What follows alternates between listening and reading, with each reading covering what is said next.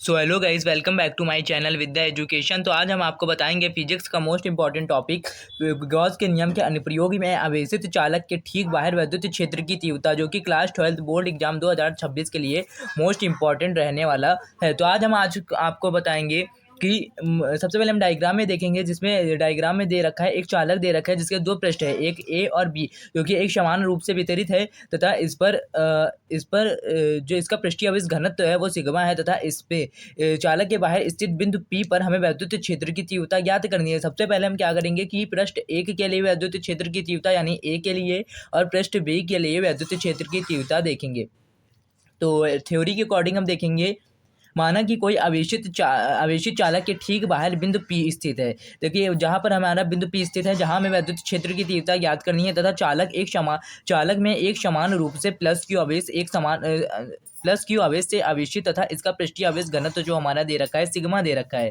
तो पृष्ठ पर वैद्युत क्षेत्र की तीव्रता, तो हम क्या पढ़ते आ रहे हैं, एक फार्मूला पढ़ते आ रहे हैं कि अनंत विस्तार की समतल आवेशित अचालक चालक के निकट वैद्युत क्षेत्र की तीव्रता, जो कि गॉस के नियम से हमने प्रूव की थी। इसमें एक फार्मूला निकला था हमारा E बराबर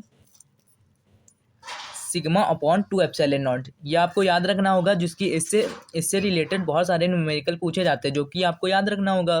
तो सबसे पहले हम क्या मानेंगे, पृष्ठ एक के लिए मानेंगे, या ए लिख सकते हैं या E1 लिख सकते हैं, ठीक है। तो इसे मानेंगे इक्वेशन फर्स्ट, एंड सेकंड मानेंगे क्या, इक्वेशन फर्स्ट मानेंगे एंड सेकंड मानेंगे कि पृष्ठ बी पर वैद्युत क्षेत्र की तीव्रता, ठीक है। तो पृष्ठ बी पर क्या देखेंगे कि ये हो जाएगा ई बी बराबर सिग्मा 2 एप्सिलॉन नॉट। हम आगे देख रहे हैं, ये इक्वेशन सेकंड बन जाएगी हमारी।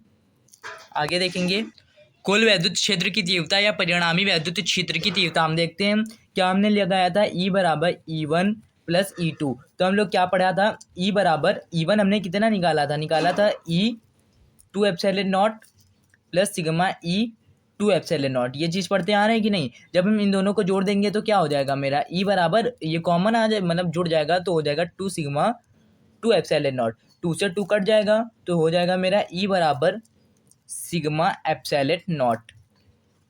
देन प्रूव्ड हो गया, ठीक है।